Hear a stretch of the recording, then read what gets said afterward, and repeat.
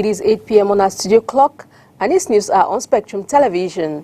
Making news today, December 2, 2021, the ministers of the African States Union have been in an ordinary session since this morning by video conference.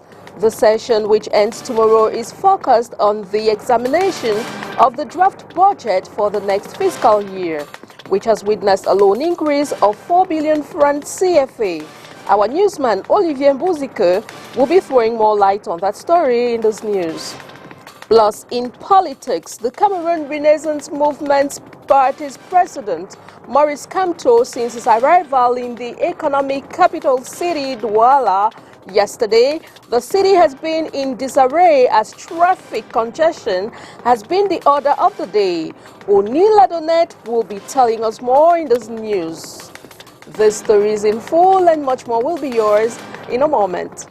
Good evening, ladies and gentlemen. You're watching the 8 p.m. Bilingual Primetime Newscast on Spectrum Television. We'll begin in Molière's language with Makeda Lidi. Bonsoir, Makeda. Bonsoir Christelle Assec, mesdames, messieurs, bonsoir. Pour ouvrir ce 20h bilingue, les ministres de l'Union des États d'Afrique centrale sont en session ordinaire depuis ce matin par visioconférence. Les travaux qui s'achèvent demain sont axés sur l'examen du projet du budget pour le compte du prochain exercice. Un projet de budget qui a connu une augmentation de près de 4 milliards de francs CFA. Reportage Olivier Mbuzike.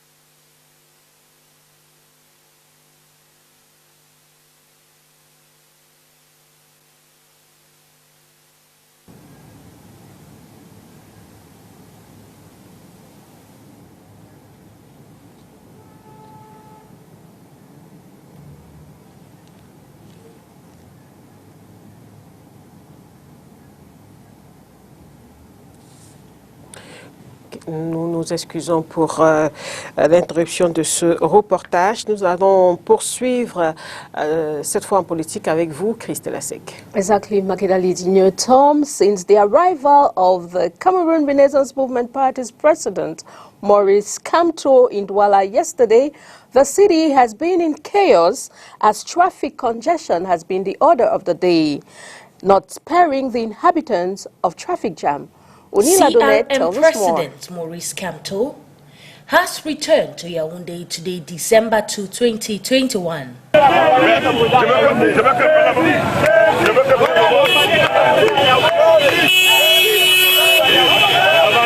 The 2018 presidential candidate, who arrived to Douala for his book launch, was surrounded by a massive crowd who turned out amidst the tight security where he has been launched. His return, accompanied by a host of security officers, intensified traffic congestion in almost all the localities in Douala this morning.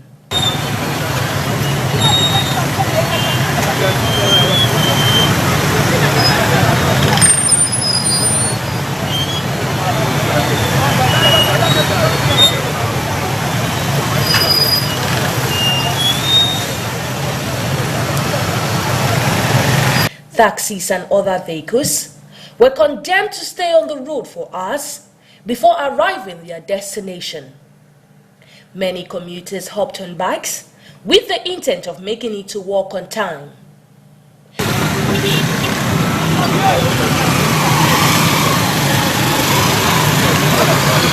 Transporters here in the economic capital were all in disarray as they forced their way through.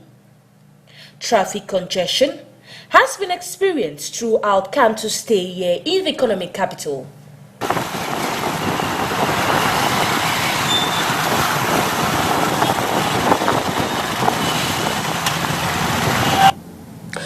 Assemblée nationale, les membres du gouvernement défendent leur budget respectif. Face à la commission Ayayi hier, les ministres de la Santé et celui des Travaux publics ont donné leur priorité pour l'année 2022. Voici justement les déclarations du docteur Manaouda Malachi, suivies de celles d'Emmanuel Ganoudoumessi au micro d'Olivier Bouzique. Pour l'année 2022, nos priorités vont concerner nos programmes, notamment la prise en charge des cas, la promotion de la santé, le renforcement de notre système de santé et le programme sur la gouvernance et l'appui institutionnel. Mais en réalité, nous pouvons ressortir 2, 3, 4 actions phares que nous allons mener. D'abord, ce programme présidentiel de la couverture santé universelle que nous entendons au cours de l'année 2022 expérimenter déjà en termes de phase pilote. Nous avons reçu des instructions pour la prise en charge des femmes enceintes et des enfants de 0 à 5 ans. Nous allons également adjoindre à ce panier de soins tout ce qui est gratuité, tout ce qui est subvention aujourd'hui. Et nous pensons que ça pourrait constituer une phase pilote de notre couverture santé universelle au cours de l'année qui arrive. Et nous avons des axes routiers dont les travaux doivent être conduits à achèvement. Et nous conduisons un programme de connectivité par la route qui voudrait que toutes les localités soient reliées par les routes bitumées. Donc, il s'agit de conduire à achèvement les travaux qui sont en cours et d'ouvrir des nouveaux chantiers, comme les chantiers de construction de la ring route, la nationale 11, de continuer avec les travaux de Baba Djoubamenda, d'ouvrir les chantiers de construction la route Ebolova à Komde Kribi, et d'ouvrir les chantiers de construction de Bingambo Grands Envies. Bref, nous avons 1444 km de route à construire. Donc cette ressource va être recyclée dans ces travaux de construction. Parlons à présent des droits humains, suivi, documentation et reporting des violations des droits de l'homme. C'est le thème central d'une formation récemment organisée à Douala par l'ONG Un Monde à Venir. Le but est d'éviter que les rapports publiés justement par les ONG ne soient plus l'objet de vives critiques comme on le constate ces derniers temps. Inès Pangan. Organisations non gouvernementales et médias accusés de vouloir déstabiliser le Cameroun sont souvent centre de discours de membres du gouvernement. On se rappelle qu'en 2020, une semaine après la publication d'un rapport de l'ONG Human Rights Watch mettant en cause l'armée camerounaise dans un massacre de civils dans la région du Nord-Ouest, le ministre de l'administration territoriale affirmait que cette organisation travaillait avec les séparatistes. Éviter la remise en question de faits rendus publics par les organisations et les associations, c'est l'objectif de cette formation. Faire des bons rapports sur les cas d'allégations de droits de l'homme, de violations de droits de l'homme, les cas de violation eux-mêmes, de pouvoir mener des missions de terrain à la matière et de rapporter des faits de violation qui soient crédibles et inattaquables. Parce que très souvent, on a tendance à remettre en question les rapports produits par les ONG et par les défenseurs des droits de l'homme. Suivi, documentation et reporting des violations des droits humains, c'est le thème central de ce séminaire.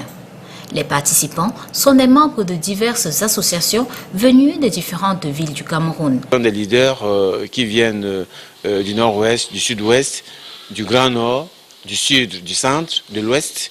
Voilà un peu comment nous avons identifié ces leaders qui, au-delà de l'appartenance à leurs organisations, vont faire partie de notre dispositif de collecte des violations des droits de l'homme sur l'ensemble du territoire national. Une formation qui se déroule du 26 au 27 novembre 2021 à Douala.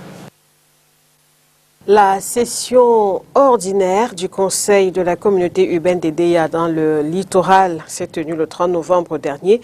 Session consacrée à l'examen et à l'adoption du compte administratif 2020. À date, le taux d'exécution du compte 2020 réalisé dans un contexte de crise sanitaire due au Covid-19 est estimé à près de 78%. Nous vous proposons d'écouter un extrait de la réaction du docteur Albert Emmanuel Len qui donne les orientations du budget 2022.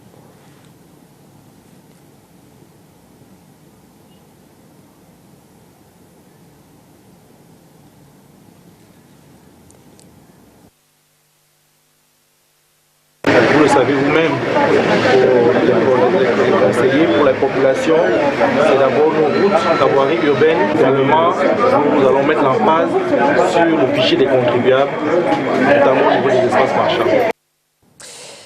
Le Covid-19, comme vous le savez, a eu un impact négatif sur le prix du poisson sur le marché.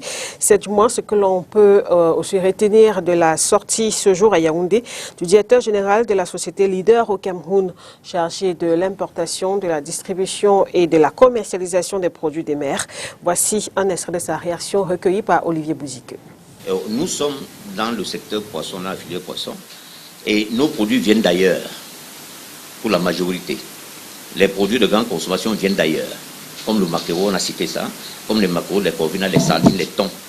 Ça vient d'ailleurs, ça ne se produit pas, ça ne se pêche pas dans nos côtes. Donc il faut les transporter. Et quand on les transporte à des frais assez élevés, naturellement, ça doit jouer sur le coût de revient. Là, c'est le premier élément qui justifie le prix élevé. Le deuxième élément, c'est que comme la production mondiale était arrêtée, la demande du poisson aussi est forte. La reprise de l'économie a fait en sorte que la consommation reparte. Et c'est la demande du poisson qui a réveillé la production du poisson, bien la pêche, les captures. Vous comprenez que ce prix suivant la loi de l'offre et de la demande ne peut que augmenter. Donc voilà pourquoi les prix d'une manière générale ont augmenté. Donc nous ne faisons pas dans la spéculation contrairement à ce que nous entendons dit dans l'opinion. Nous on ne fait pas dans la spéculation. Au contraire, nous sommes un opérateur citoyen, je dois le préciser, et nous sommes gendarmes du prix. C'est-à-dire, nous faisons l'économie d'échelle qui suit la loi faible des grands nombres. Donc nous préférons vendre des grandes quantités avec des marges assez réduites. Et nos prix généralement sont même des prix coûtants. De manière générale. Parce qu'on compte sur le nombre qu'on va sortir. Tout le monde sait ça.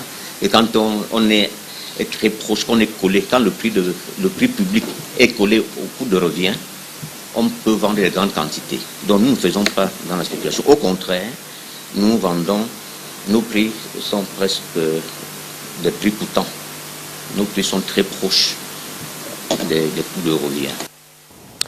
And still in economy, government now devotes exclusive assistance to taxpayers during tax procedures through the 2022 draft budget under consideration by the National Assembly, a measure that will be helpful to tax inspectors who have at least 10 years of experience. Josephine Binzi with details. The government of Cameroon has now authorized tax councils to assist taxpayers during the procedure. This is in fact the result of the desire of the Minister of Finance, who instructed the Directorate of Taxes in conjunction with the Council of the National Order of Fiscal Councils of Cameroon to study the possibility of competence of tax advisors to assisting taxpayers during the procedures, as in the case for custom experts and others, in the order to better guarantee the protection of taxpayers' rights and securing the tax revenue. A privilege enshrined in the 2022 Finance Bill, which will now benefit tax inspectors with at least 10 years of experience if ever this provision is amended by deputies. Accountants see it as a serious threat to the rights of defense vis-à-vis the tax audit, a desire to heal and fatten the former tax inspectors under the back of the taxpayers betrayed by the tax administration. Denouncing the widespread corruption of tax administration, which constitutes the first threat to Cameroonian tax system. Pending an official decision on the news in due course, subject to the amendment of the provision of the 2022 draft finance law, the chartered accountants are already alerting to the market shares that could risk escaping their control. The future within the framework of tax consultancy profession. Some chartered accountants think that this memo does not serve in the state's interest. According to Invest in Cameroon, the president for National Order for Chartered Accountants in Cameroon discreetly carried out intense lobbying activities with Cameroonian public authorities officials. For the latter, this measure enshrined in the finance law simply boils down to bringing Cameroonian law into compliance with the CEMAC regulations. It is beginning to look like Christmas at the Douche Market here in the Douala 2 municipality, where the sales of Christmas trees, gadgets, and other toys are now visible. Catherine Cornet takes us on the ride down this market. Pick up yours now or wait and pay the price of delay is a common phrase on city dwellers' lips as the town of Douala urged into the festive season. We the parents, this time of this coming like this, we like to turn around to look for something for children, as a family in short, so that they to enjoy the Xmas. Yeah. Of course, because just to try to come very early because of the market. Very soon there will no space here to pass. So otherwise I came early. The prices are agreeable as compared to last year. A toy like this, I got it for 12,000 francs CFA. It is not good to buy late because when you buy early, it's more cheaper than when you buy late. In the middle of the month, it will be expensive, so it's better to buy now.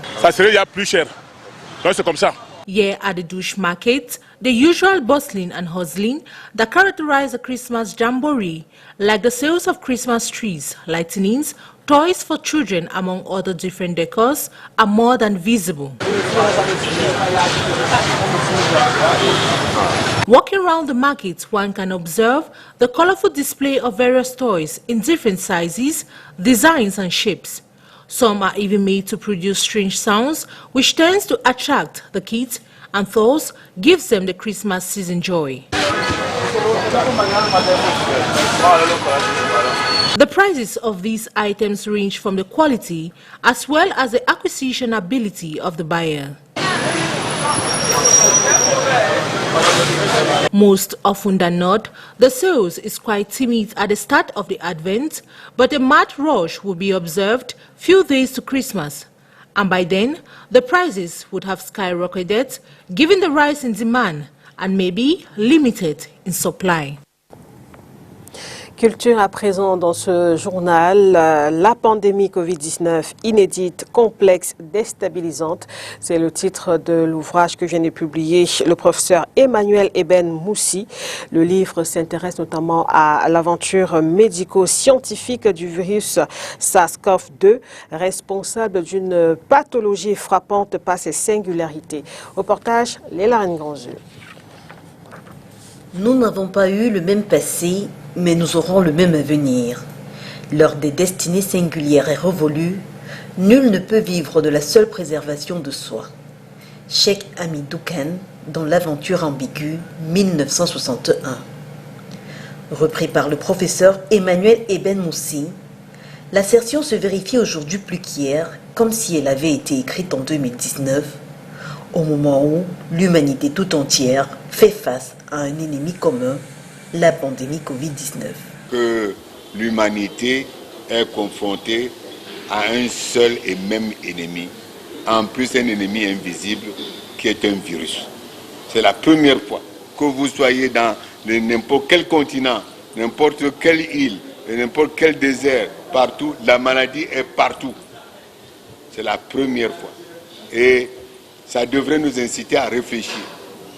Parce que dans d'autres circonstances, on pourrait dire c'est l'apocalypse qui arrive, qu'est-ce qui se passe et tout ça. Donc c'est pour ça que vous avez pu constater que pour une fois, il y a une conjonction d'efforts de tout le monde entier pour trouver une solution à cette affaire. La pandémie Covid-19, inédite, complexe, déstabilisante, l'ouvrage consacré à l'aventure médico-scientifique du virus SARS-CoV-2 a été présenté ce 1er décembre au public de Douala. Première plus importante pandémie du XXIe siècle, véritable crise sanitaire mondiale, l'auteur, le professeur Emmanuel Eben Moussi, se propose de faire l'analyse d'étape du phénomène qui ébranle la planète depuis fin 2019, ceci afin de rectifier si possible le pilotage actuel, mais aussi d'éviter que les épidémies de demain ne connaissent les mêmes ratés. En 3 parties, l'ouvrage présente tout d'abord les prérequis pouvant aider à mieux comprendre le sujet principal. Ensuite, les aspects plus scientifiques, médicaux et sociétaux relevant de la brusque émergence de ce virus sont abordés.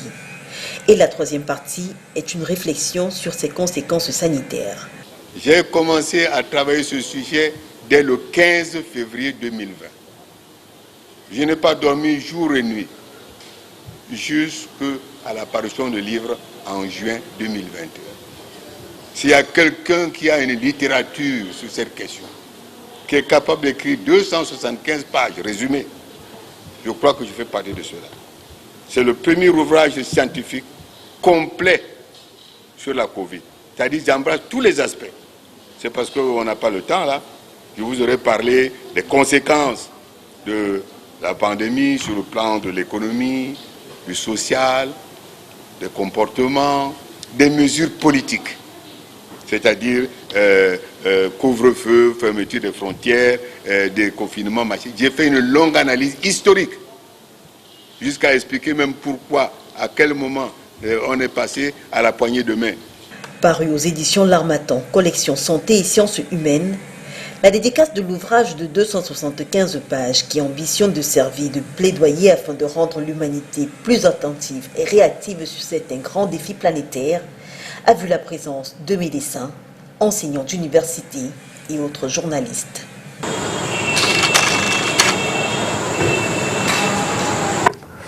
Voici à présent le résumé de l'actualité africaine de ce jour avec VOA.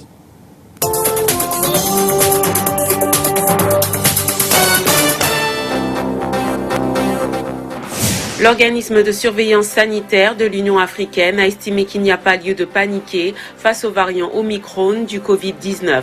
Depuis l'annonce la semaine dernière de la détection de ce variant en Afrique du Sud, signalé ensuite sur d'autres continents, plusieurs pays ont interdit les voyages vers et depuis l'Afrique australe.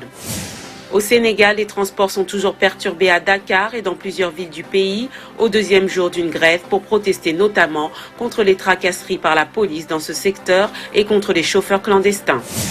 Les Gambiens élisent samedi leur prochain président, le sortant Adama Barrow et 5 autres candidats. Tous des hommes se disputent les voix d'un peu moins d'1 million d'électeurs et la charge de diriger pendant 5 ans le plus petit pays d'Afrique. Il n'y a qu'un tour, les premiers résultats pourraient être connus dimanche. En République démocratique du Congo, plus d'une centaine de personnes ont été tuées en une semaine dans la province d'Ituri. L'Ouganda a lancé une opération militaire mardi dans cette province congolaise contre les rebelles ADF, mais l'Ituri subit les exactions d'autres groupes armés.